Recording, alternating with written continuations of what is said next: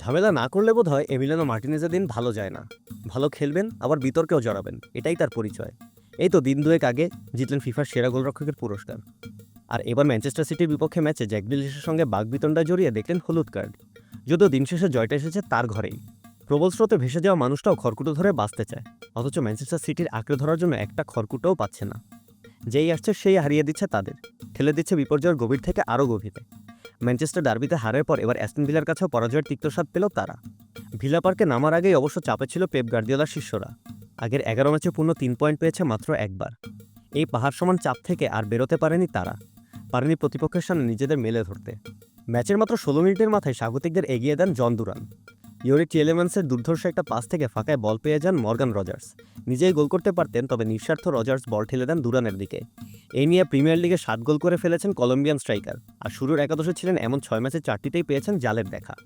সিটিজেনদের নির্বিষ খেলার মাঝে পুনরায় আঘাত হানেন রজার্স, তবে এবার আর সতীর্থদের নিয়ে নয়, বরং নিজেই গোল করেন।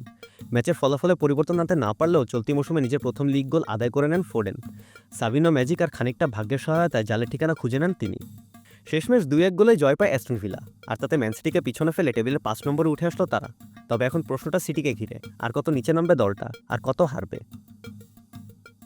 নাবিদ আবদুল্লাহ, খেলা 71।